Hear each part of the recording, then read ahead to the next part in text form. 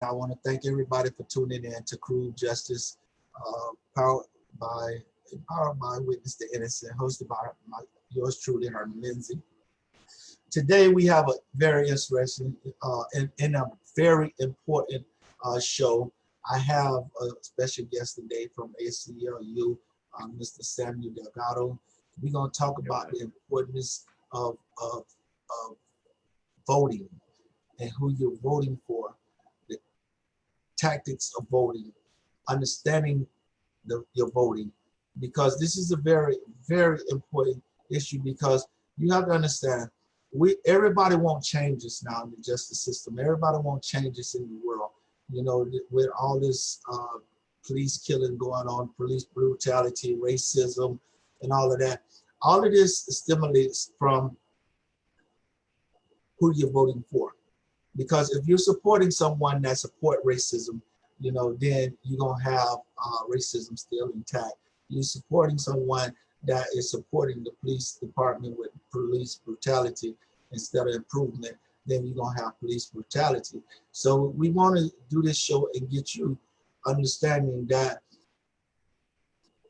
changes come about by the people we putting in office now. That's where the changes start. If you look way back in history, when we first started with the Democrats and Republicans, you know, before the red, white, and blue, it was the good old boy system. And then the good old, when they brought in the Democrats and Republicans, it became like a divided government, where one side is for the rich, one side is for minority, where the middle side is for themselves. You know, it's too much division in our justice system to get it right. So guess what? We can dominate our justice system. We can dominate the changes in the world by the people that we actually vote for, the actually people that we put in office that lives up to what they say. And you know what? I'm gonna sit back and I'm gonna let Mr. Samuel introduce himself and let him explain this. And I want everybody to go, who's watching right now, to go on your Facebook and hit share. Let this video be live right now on your Facebook, because, excuse me, this is something that everybody needs to know. So, Mr. Samuel Delgado, I give you the floor. Good afternoon, everybody, and thanks so much, Herman, for the introduction and for inviting the ACLU of Florida to join you all in this discussion. You know, right now, we're a couple weeks out from what is looking like one of the biggest elections in American history, with huge implications all the way down the ballot, as it almost always is in a presidential election year. And so, you know, we want to join you to talk about voting our values and making sure that our votes are counted.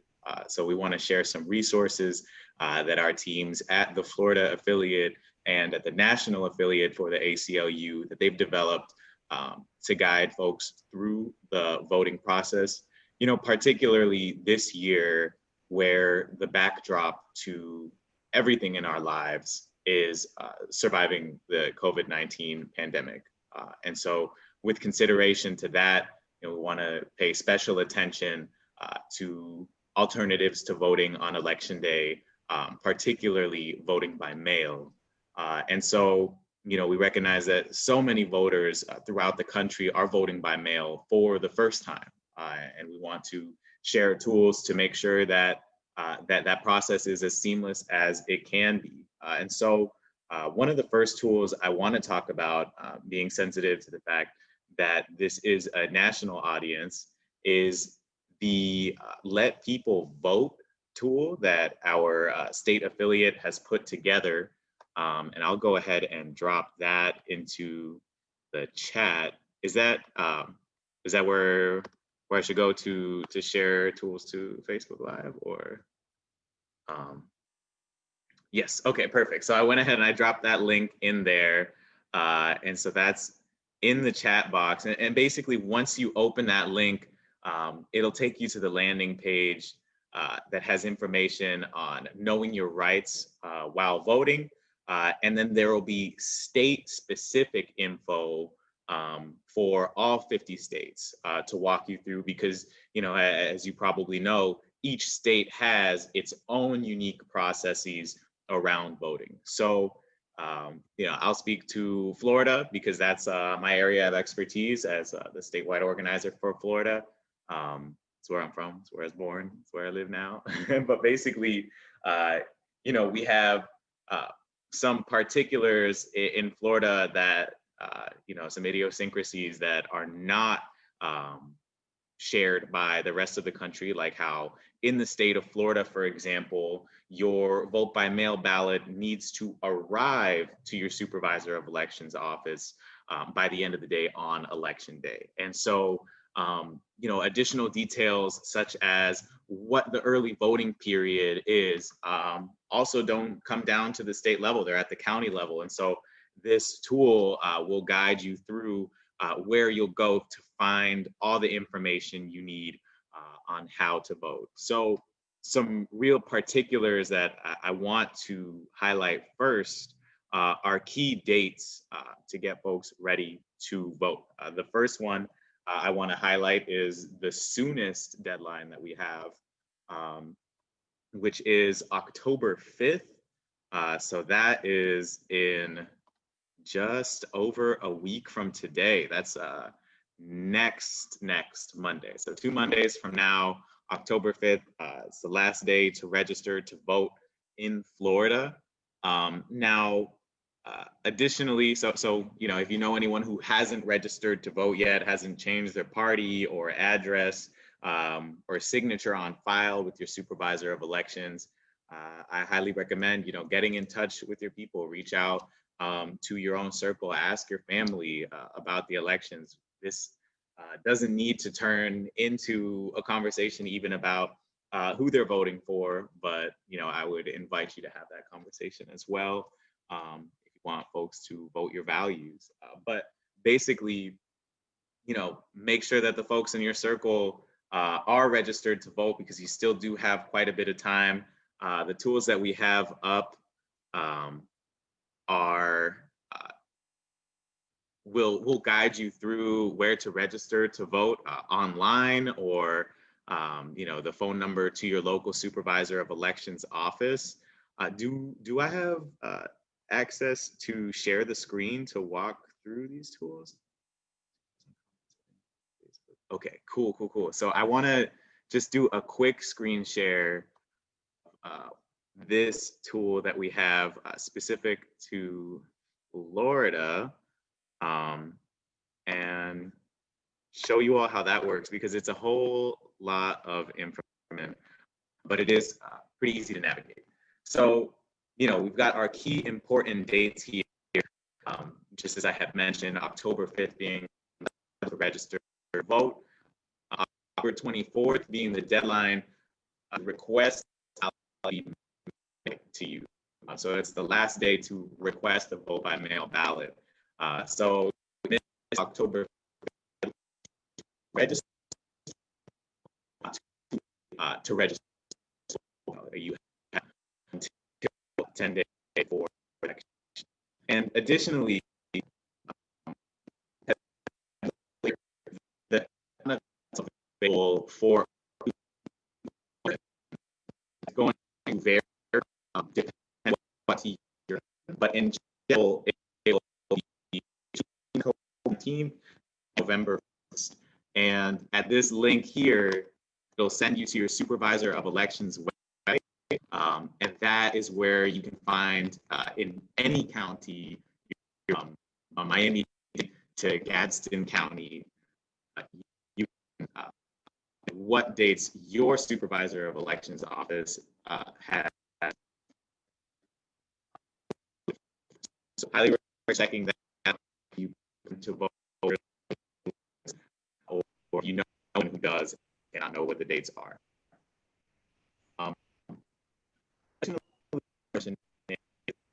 During early voting, you have the option of giving your vote by mail ballot that you've received. You can drop that off in person in any early voting location in your county. So as long as the early voting period is open option that you have. After you can drop your vote by mail ballot off, so that's something I definitely want to make sure people know about. Seeing how, we've seen a lot of questions about the U.S. Postal Service in this election, and so a lot of people, might remain, right? The only package that I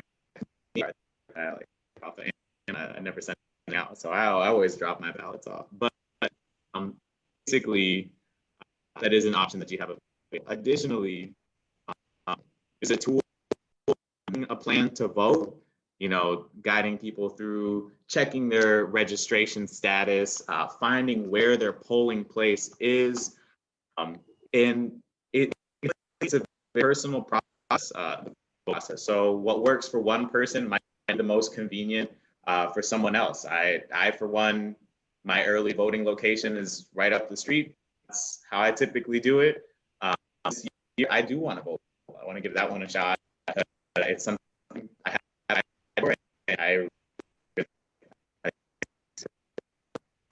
don't really want to be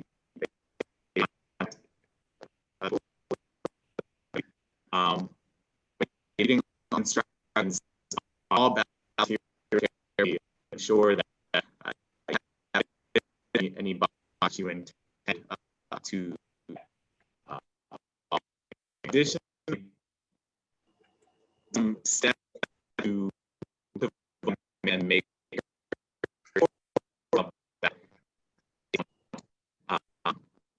so make sure that you are ready to vote, have your ballot mailed in one supervisor elections office. And, if you need to someone do so, so we have a link to have it that fill out. Otherwise, we'll have to your home by mail. One to your ballot, or you stand vote. You just have to give them authorization to do so. And now, very important is make sure that you ballot to the supervisor of elections office by 7 p.m. on election day. Because in the state of Florida, at least, and caveat is I'm talking about just Florida here, is that the way that the law works with voting by mail is that the supervisor election counts ballots by the arrival date and not the postmark date. So if it's postmarked a week before the election and it somehow, for some reason, arrives the day after the day,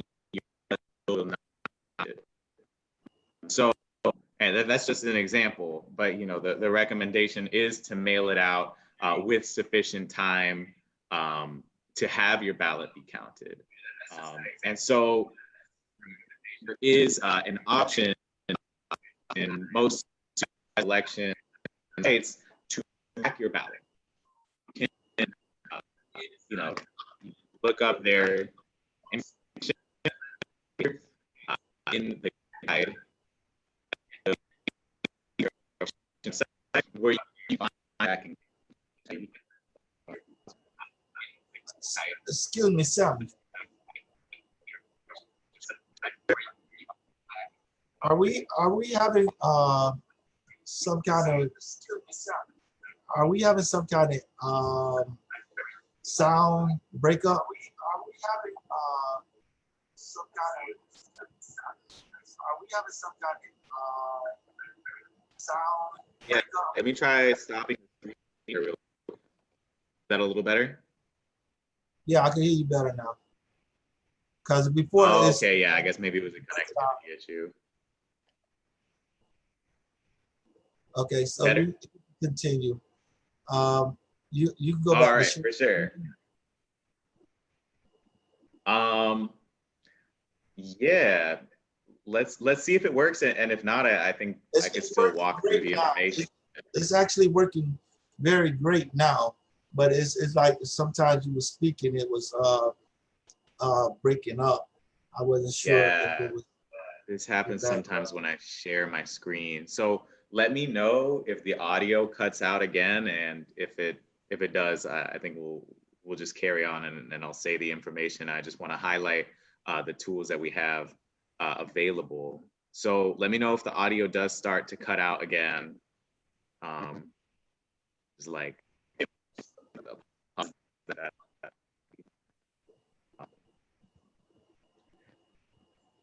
Now, can you say something? Yeah, see, your audio is cutting out when you bring it on online. Yeah, all right.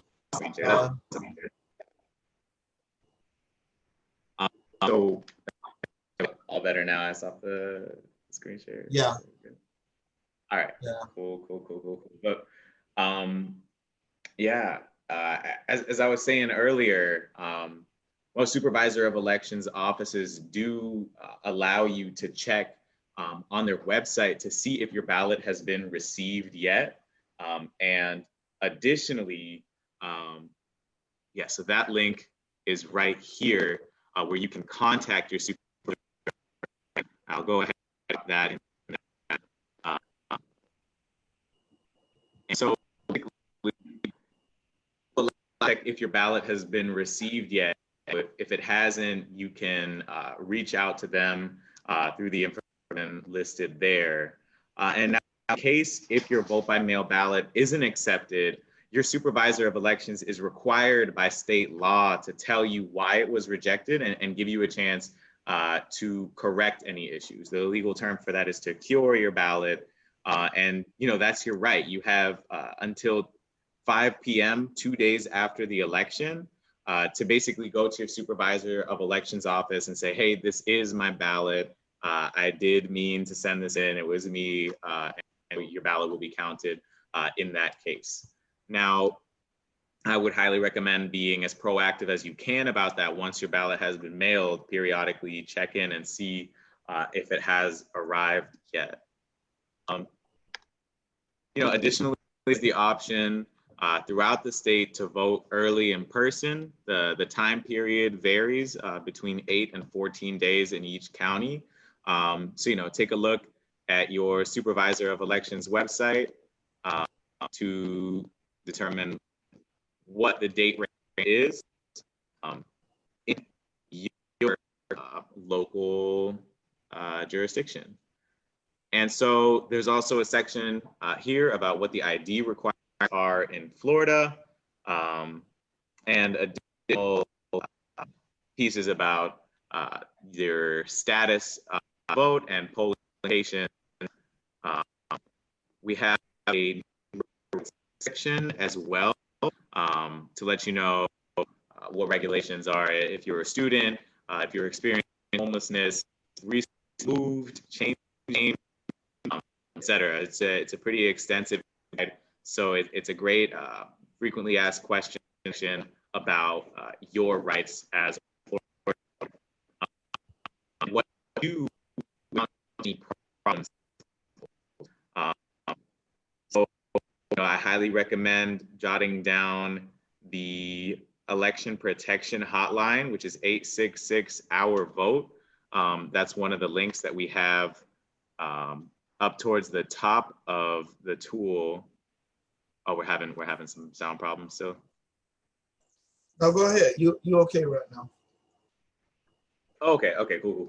But yeah, and so basically, questions you have about your voting rights, many of them can be addressed through this tool here. And we also have a section about knowing your local candidates that are running for office, because it's not just the administrative process that folks have questions about, right? One of the key ones is, who should I vote for? How do I determine who I should vote for?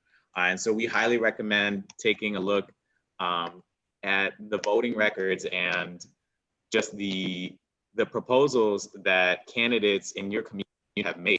For Florida, we have, sorry about that sound there. We have this great tool that our communications team has put together called the Justice Voter, ACLU Justice Voter tool.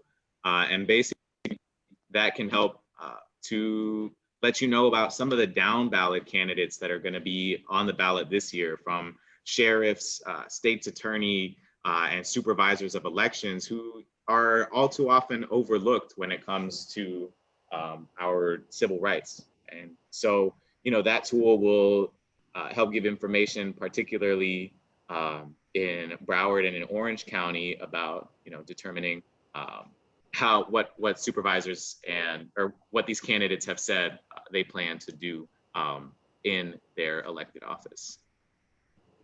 I have a question for you, Sam. Sure thing. From your experience working with this voting time, how many people, how can I say this, because you may not know the exact number, but do many people actually take interest into the debates and things like that, that necessary to pay attention to who to vote for? Do people really take time out for that? And if not, how important is that? You know, I would say it's pretty critical information, particularly down the ballot, right? When I think it's an interesting question, and I don't really have the exact number of how many people are tuning in to debate events themselves, but I think events such as candidate forums and candidate debates present a unique opportunity for the public to hear how candidates intend to use their power once elected, if they are elected, and to help to make the determination of who they should vote for based on what people are saying while they're running. And so, you know, while many people might not tune in at the moment of the debate, that information does still get disseminated and make it into voter guides, because this is what candidates are saying they plan to do. And they often might not share some of those specifics until they're asked questions and presented those opportunities to say what their plans are at these debates and candidate forums. I see that during election times, they spend millions and millions of dollars on campaigns to reach out through the media to try to get their message out. And one of the things they do, they criticize the person that they're actually running for. So they give out information of the negative activities that the person has actually participated while trying to cover up for their negative, and also in the commercial. And it goes on to like a political game to manipulate people to actually vote for them. And, you know, one of the things I want to say is that to most of the people, it's very important not to fall for the delusions that the media is actually trying, the candidates are using the media to persuade to the society. You know, it's very important that when you have these candidates running, that you actually look into it yourself, because a lot of things that is in the media, I mean, if they're paying for the campaign to be placed in the media, they're paying for what they want to be put in the media and not what they don't want to be in the media. And that in itself really like confuse a lot of voters and really manipulate a lot of voters, especially ones that works all the time and don't have time to actually see, you know, a lot of people don't even know about the candidates that's running in their area. You know, a new face pops up, they go up, I'm running for state attorney, I'm running for sheriff, I'm running for this person, and you never known this person or known anything about this person, and all you do is go by the campaign that is placed out there. And right. You know, now ACLU and other organizations have put together these great tools so that you can utilize them and actually get more data on the candidates that's actually running. And, you know, Samuel, this is the work behind this, that ACLU has done behind this has, you know, this is not something that came overnight. It's a years of progress, How difficult is it to put this together? How difficult it is to put together?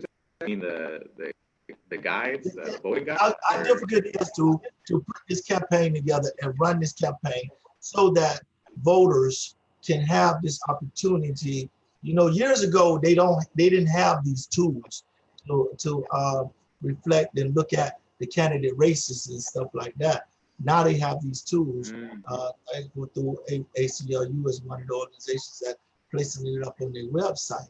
How difficult is it to run a campaign like that? I mean, it's a lot of hard work behind this campaign.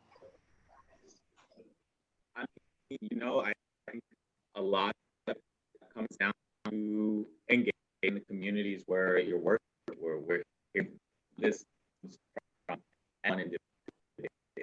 huge team effort.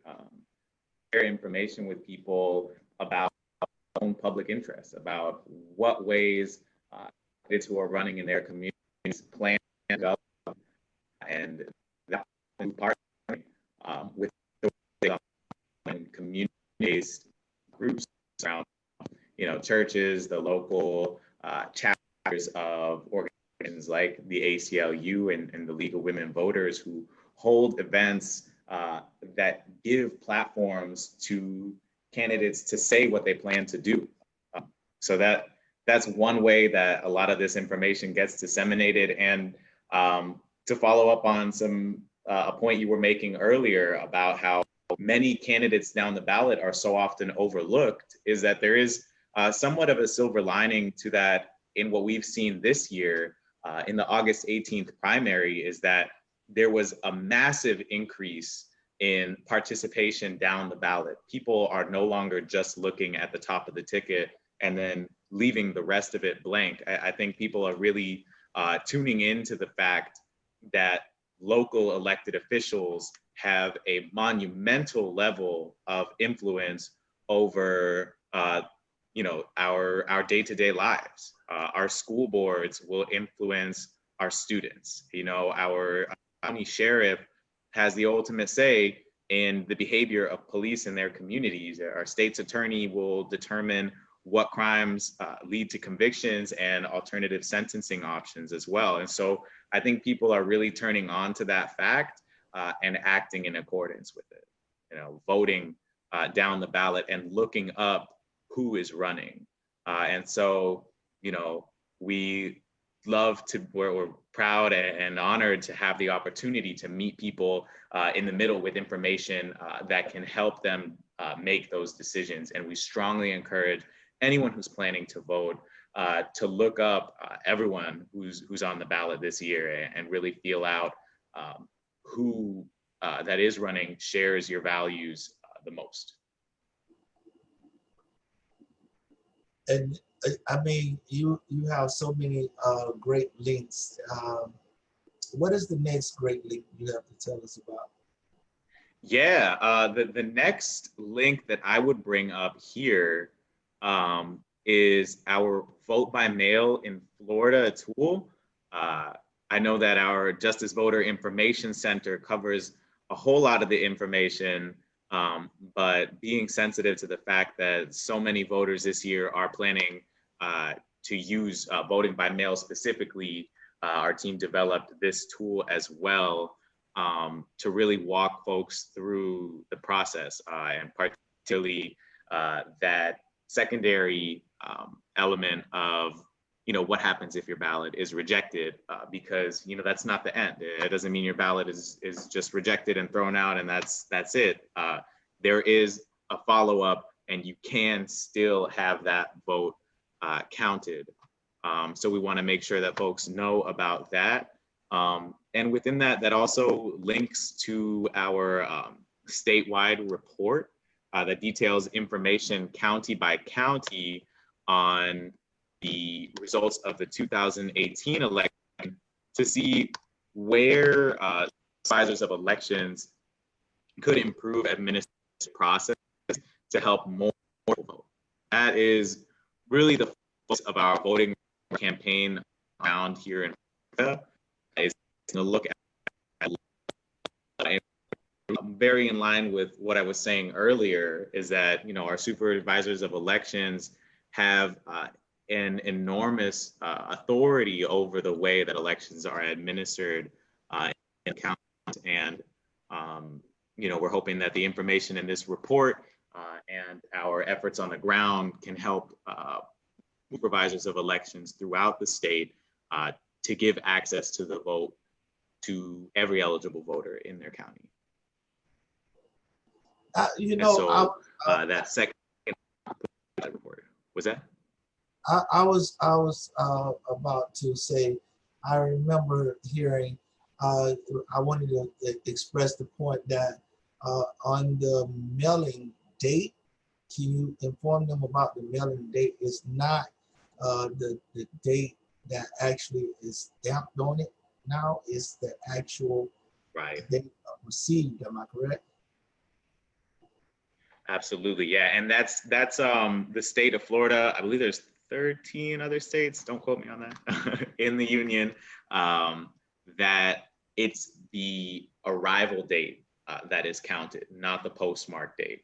So we've seen issues in a few different counties throughout the state where we have ballots that are postmarked a day or two, up to 6 or 7 days before.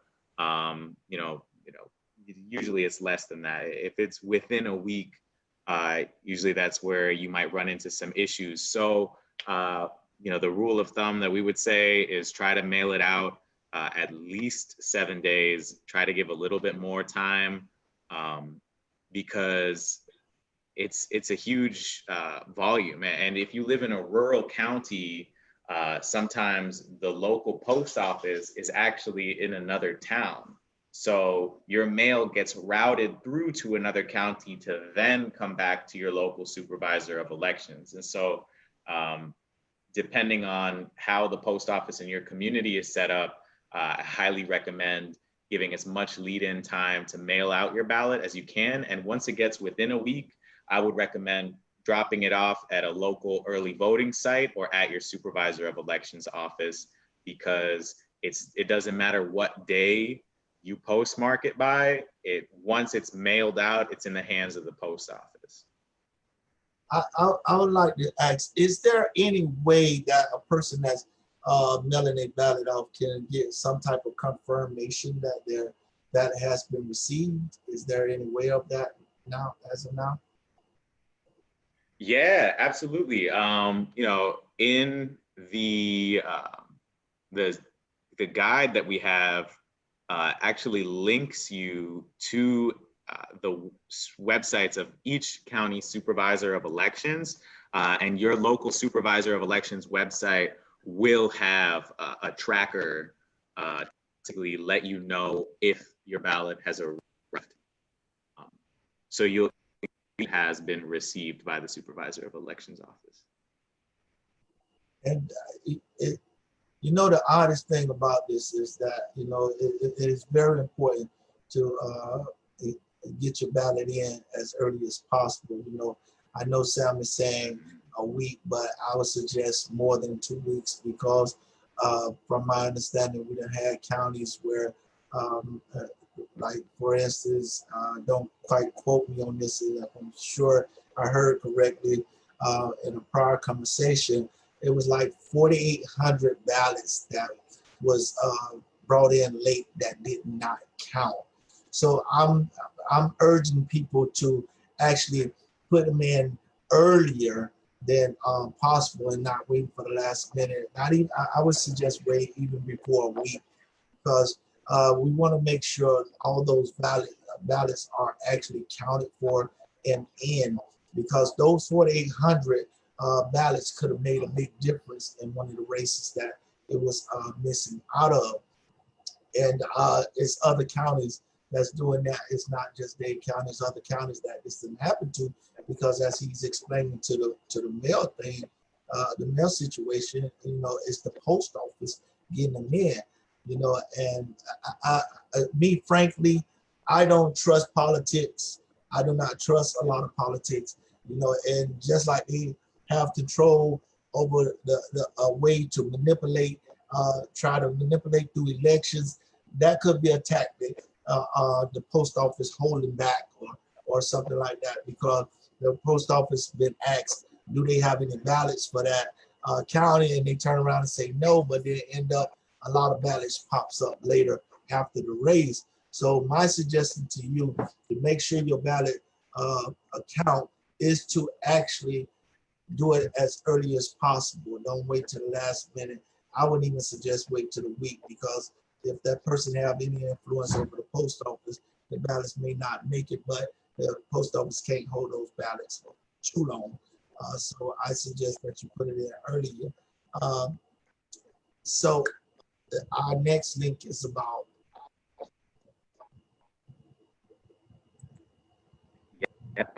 so the drop. having a little audio.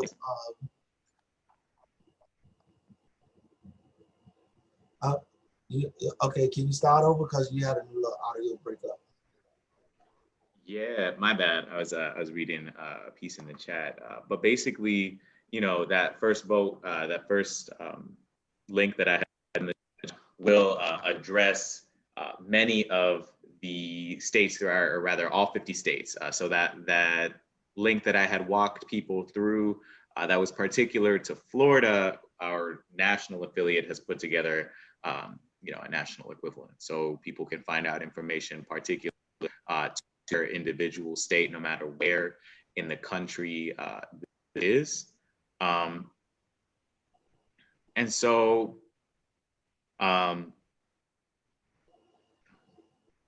there is a question talking about the. I think what's that? I'll go with that one because of your position, ACLU. This is a comment from Stephanie Montano.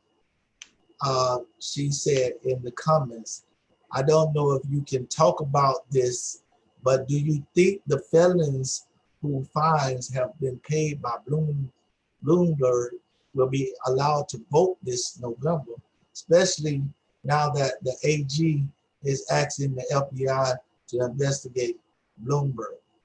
And to me, I'm gonna come in it straight raw. I believe that it's odd that this Bloomberg. First, we had the issue where we had to fight for the felons to allow the vote. And this is just my theory, my opinion. I'm not taking a stand on position with any organization. When I say this, I'm saying this on my own. At the beginning of restoration of rights, we was fighting for formerly incarcerated people to be able to vote. Now, they said, okay, go ahead, get the petition. The petition was done. Go ahead, put it on the ballot. We put it on the ballot, it won. Then we had a problems where they said, okay, well, y'all won. Well, let's go ahead and bring it back to court because we feel like they should pay all the fines. Now, Bloomberg steps in and give this big grant to pay the fine, so people that been convicted of a felon can pay the fines necessary to be in position to actually vote. Now, the question is, would they be able to vote this November? Because Bloomberg, who put up the money to put the fine, is asking the AG is asking the FBI to investigate. Now, let me tell you something. When they first gave us this task to do restoration of rights and put this on amendment, they didn't really think it was going to happen. They didn't think the public was going to allow it to happen. They didn't think that the Amendment 4 was going to actually win. Then when they win, it hits them and say, hold on. They realize that, hold on. And I'm talking about specifically Florida. Specifically Florida. Florida is not a rehabilitation state. It's not a rehabilitation state. There is a lock them up and make money off of a state. So now here it is. If you give a person that's been convicted of a felon an opportunity to vote, a lot of those people with them not good intentions will not be voted for by the felons. For the simple fact, here it is, you're making laws that's saying the background check, prohibiting them from getting jobs, prohibiting them from getting resident. I couldn't even get life insurance or Airbnb.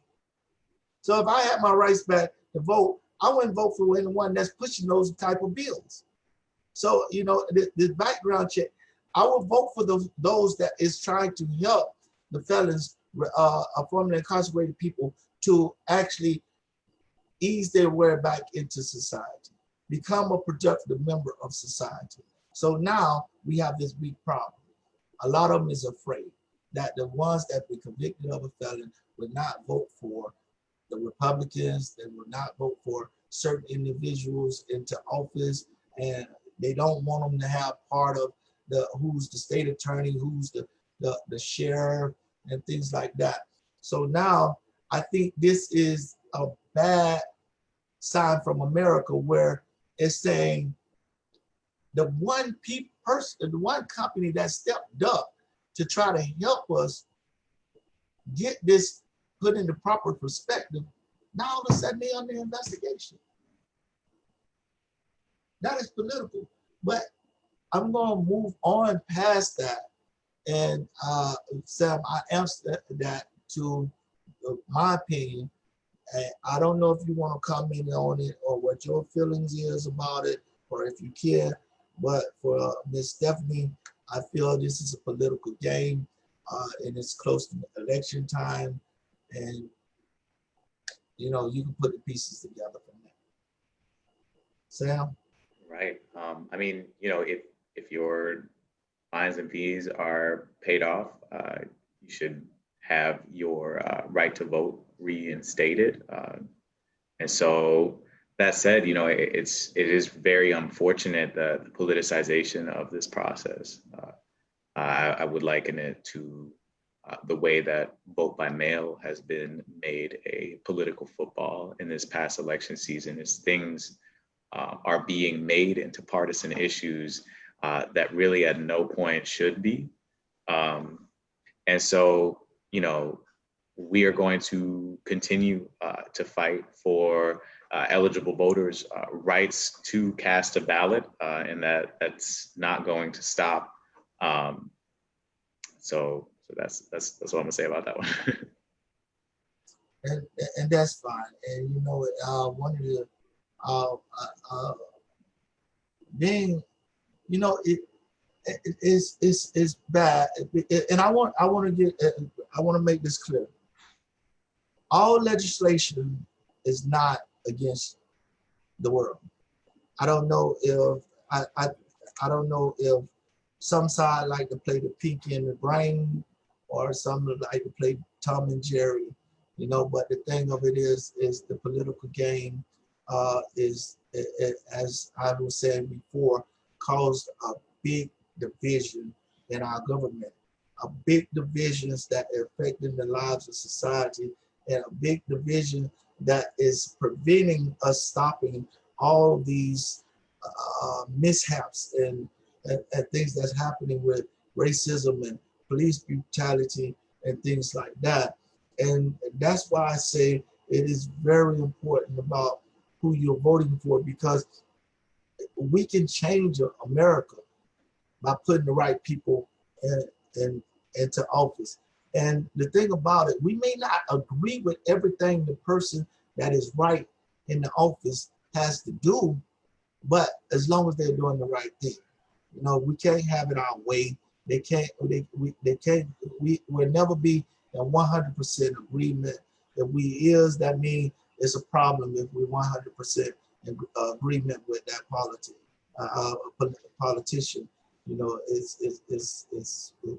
be a straight problem, because that means he's catering to anyone. He or she is catering to anyone, and that ain't something we want. We want somebody who's going to stand up. But I'm gonna go back to you, Mr. Samuel. You was talking about the voting by mail. I put it up on the website.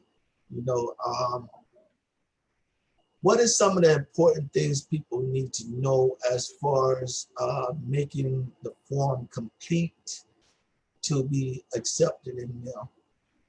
Yeah, making sure first that you've checked it up and down the ballot, and you've filled out every elected official that you plan to vote for.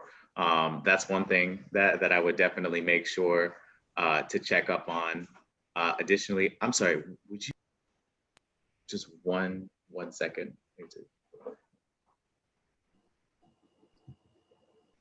So while he's gone, I'm gonna step in.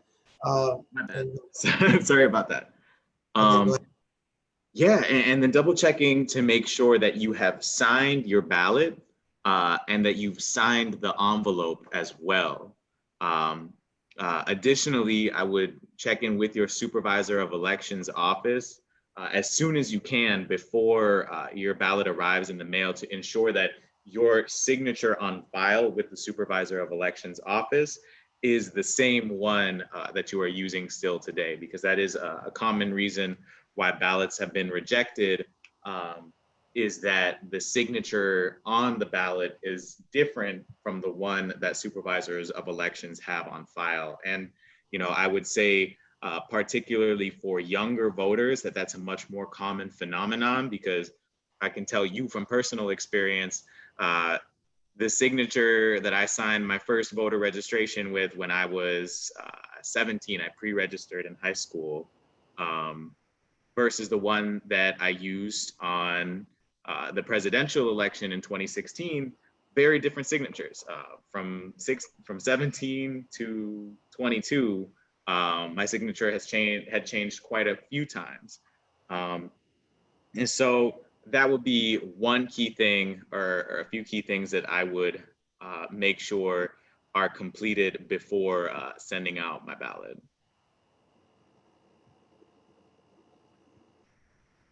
I was looking at the website, and I like what it says.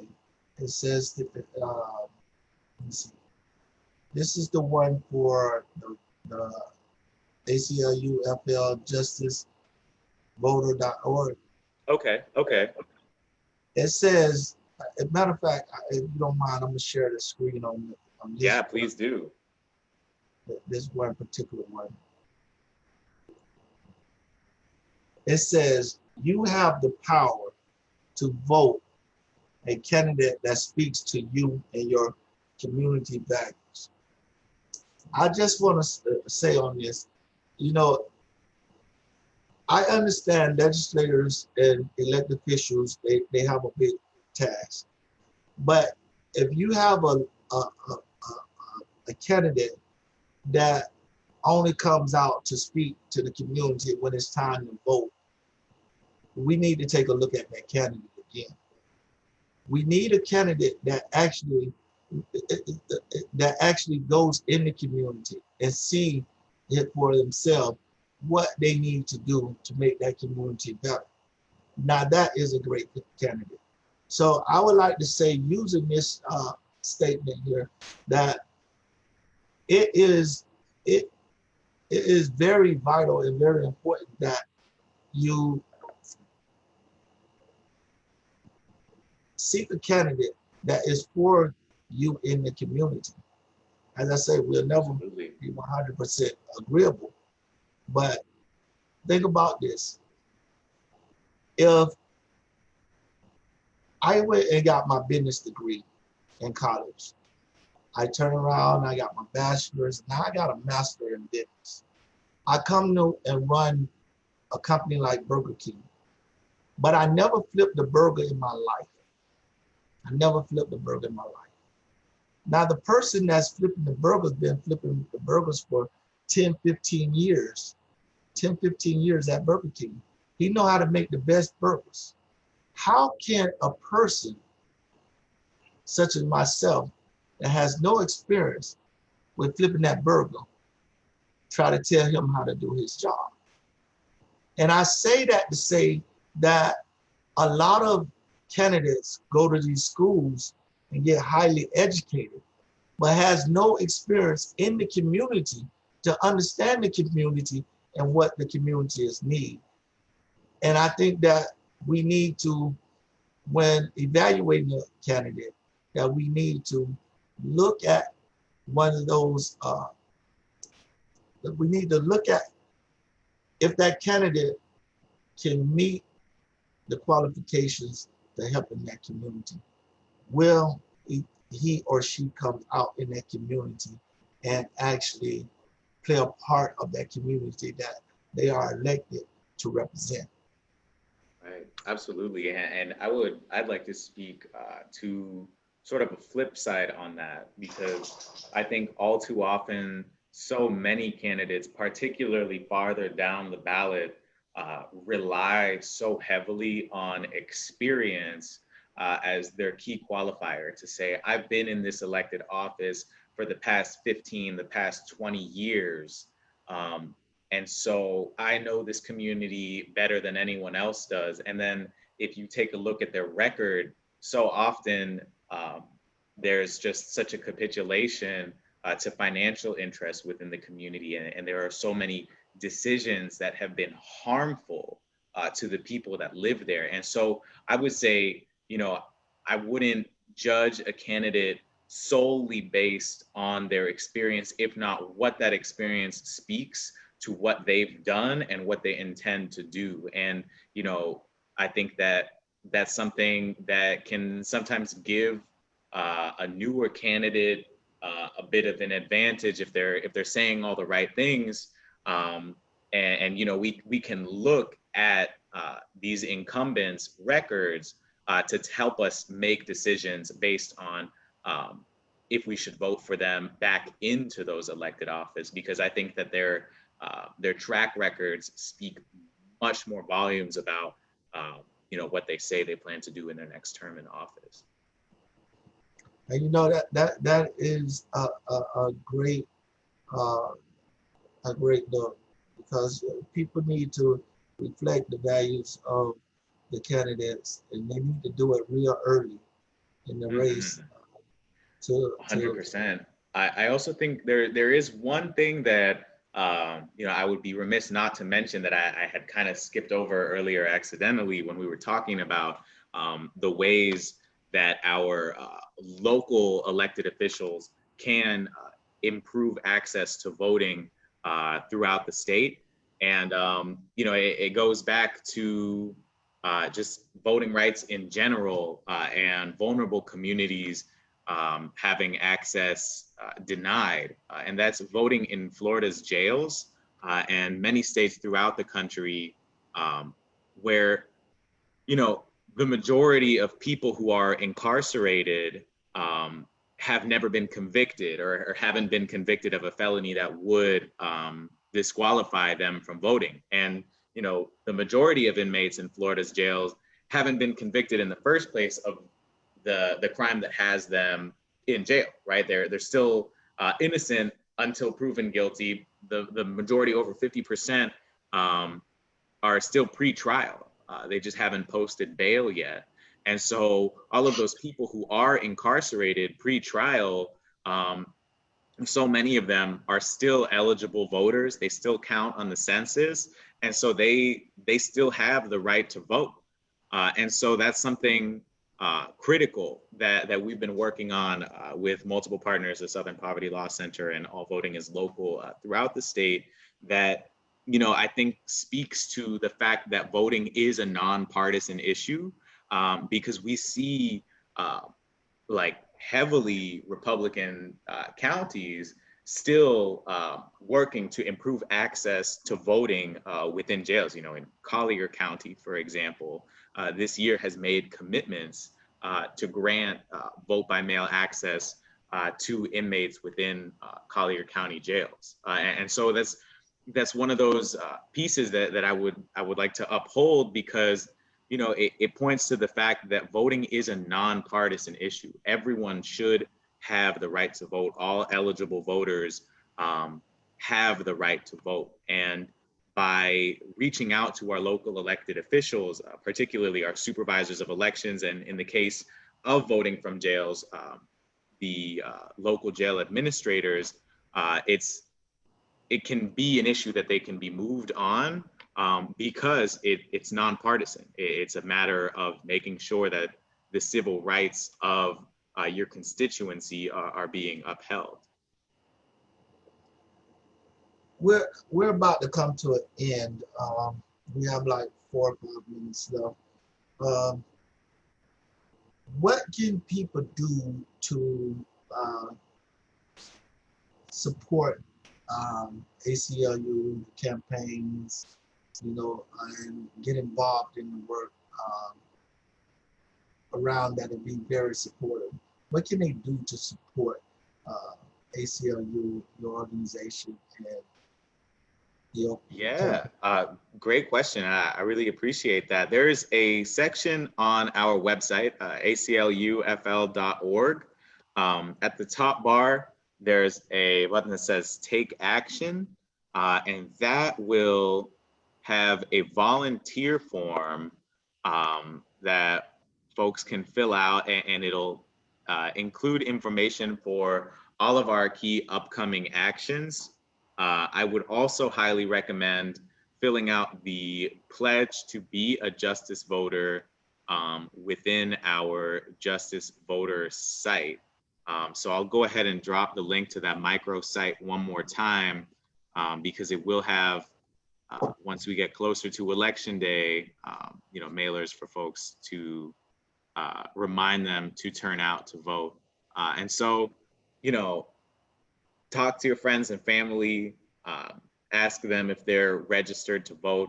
And I highly recommend providing them with any and all of the tools that we've shared today in this webinar to help prepare them to turn out to vote and to turn out their friends and families, because, particularly in the state of Florida, things come down to razor thin margins. Oftentimes, for example, the 2000 general election, it was 800 votes that made the difference in a presidential election. And so we come down to these razor thin margins of just a handful of voters. And so every vote counts, particularly so here in this state. So yeah. I want to thank Letitia for allowing us to sound. Letitia is she is the director at I forgot. Yeah, she's the deputy field director with the ACLU of Florida. I want to thank her for providing us with you, Samuel, and this great information. And I want people to understand, one of the reasons we do this show is because education is very important. I remember when I was first exonerated from death row in 2009, I didn't want to speak to no one. I didn't want to tell my story. I didn't want to be bothered or anything like that. And since 2009, I started speaking, and I started speaking. I have spoken in Italy, Belgium. I traveled to so many different states in the United States, speaking my story and speaking criminal justice reform. And one of the things that changed me to speak is because it's like, it said, if we can reach one person in one of those events or forums to come aboard and be supportive, we've done a great job. And as that one person, and then one people, each time we get a person, it adds up and adds up. And that begins to bring a change. Like when surveys on the death penalty came around, before the majority ruled that a majority suggested that they were for the death penalty. After 2 years, majority say they're not for the death penalty. A few years, the news spread about voter restoration of rights. And everybody went to talking about it and talking about it and talking about it. And that's slowly educating everybody about what's going on and what's going on. And now we end up with a society that's going for what is right. The change has came. Now the change where a person convicted of a felon can get their rights back in votes now. It's much easier process than it was years and years ago.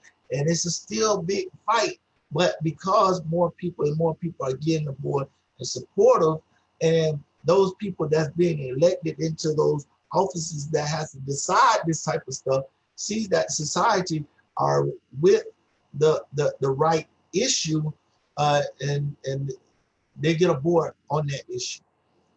They get aboard on that issue because a lot of the constituents are on that issue, so they want to do what their constituents want to do, and that is how change is coming about.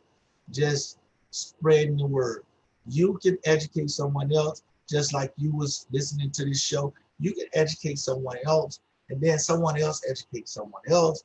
And next thing you know, we have a much easier road when we go up into the legislators and we go and we lobby for these issues and we go and try to fight for bills for these issues.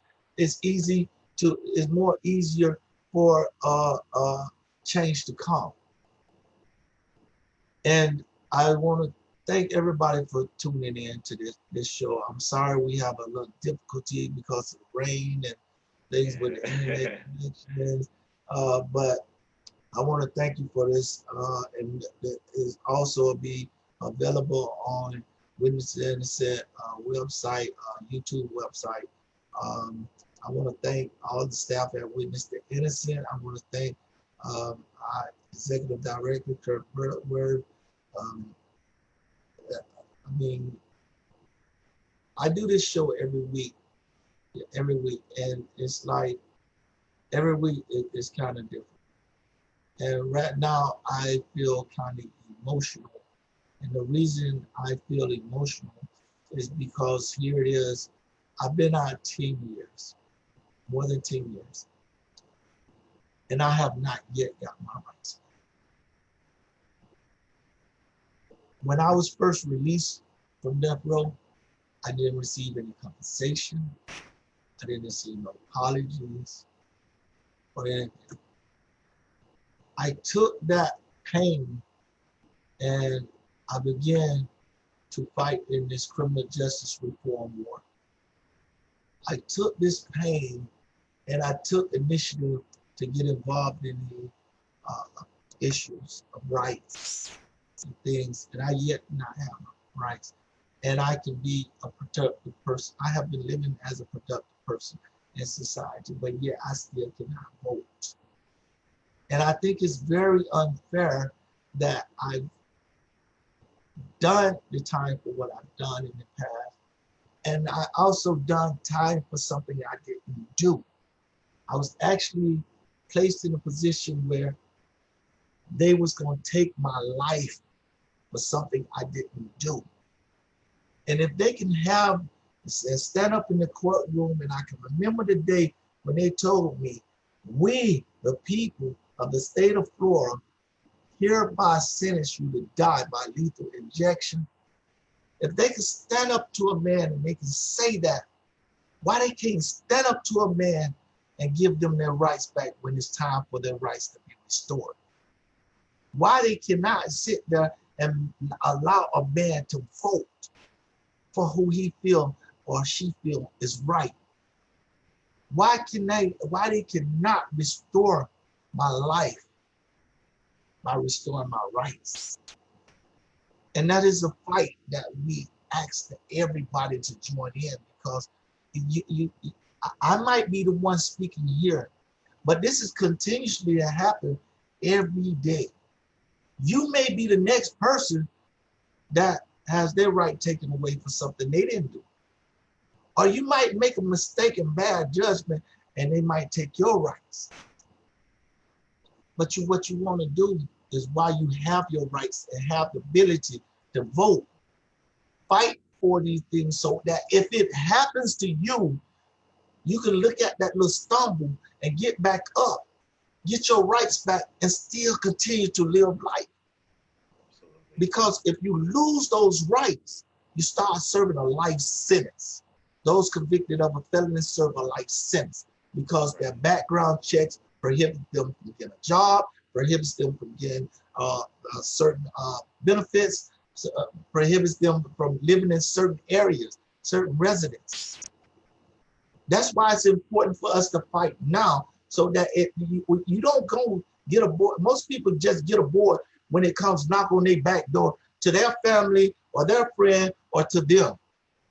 But I'm asking you and everybody now to join ACLU, Witness to Innocence, FABP, Equal Justice USA, Amnesty International, all these organizations, and get aboard what it is, FCCR, Florida Rights Restoration Coalition. Join these organizations, support these organizations, even with little donations if you can, because this is not free. This is not free. Join these organizations, see what you can do to support these organizations, because how can we get change if we don't have the army to make it change? Right. They got an army in that White House, they got an army in the Capitol, and you know what that army is? This, right? That pen. That pen signs something into bill, guess what? That's law. If we can get them to sign something in law to allow the voting to go correctly, to allow the voting to go as it should be, as they speak of in their races, then we don't want to fight. But until then, it's a big battle. It's a big battle. And it's a hurting battle to a man like me that has suffered so much at the hands of the state of Florida, to the point where I thought I was going to die. It's a hurting feeling. I don't want no man to experience this feeling that I have. No man, no woman. So I ask everyone to lay down, see, think about it. Get up on the website, ACLU, witnesstoinnocence.org. See what's going on. Just read a little bit.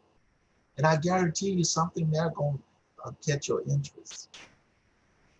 Sam, before we come to a close, is there anything you would like to say to anyone?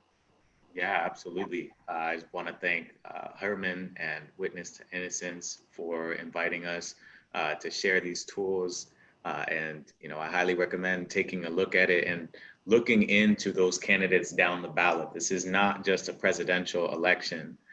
You know, it goes from president to Congress down to our local water management board. Our day-to-day lives, decisions are made that impact every element of the way that we live our lives. And that can all be decided based on what elected officials plan to do. They look for opportunities to tell us why we should vote for them. And I think that, you know, we should be looking into what they're saying. So yeah, thank you again so much for the invitation. And I'll put up the links on screen, so you can always go back to this video and look at the links. Thank you, ACLU, for the links. And there's a lot of great, powerful tools here. And I ask that someone, even if you're not, even if it don't apply to you, or you know, it may apply to somebody else, go on the link, look at the links.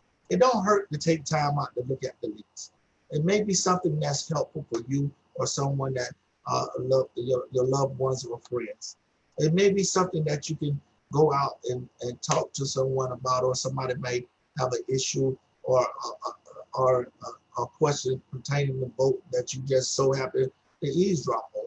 You know, it could be any reason that you may need the links.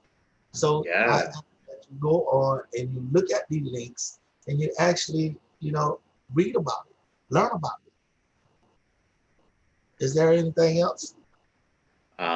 Yeah, you know, if you want to include any of my information, I'll go ahead and drop it in the chat now. If folks have questions about voting, I am always available. Delgado at aclufl.org. So feel free to shoot me an email. I'd love to touch base with anyone who wants to get more involved in improving access to voting throughout the state of Florida. And Well, I'll be emailing you soon because you know yeah. I'm gonna for ACLU. I'm gonna be emailing you. I got to get more involved in this voting stuff than I am, and I'm sure Witness Anderson back us up on certain things that we can do to help out with this great campaign and sharing the links. So with that being said, I want to, because I actually went over 10, 11 minutes. With that being said, I'm gonna bring this to a close. And I want to thank everybody for joining us on this week, Cruel Justice Empowered by Witness the Innocent. And all right, thanks again. Hey, y'all have a great rest of your day.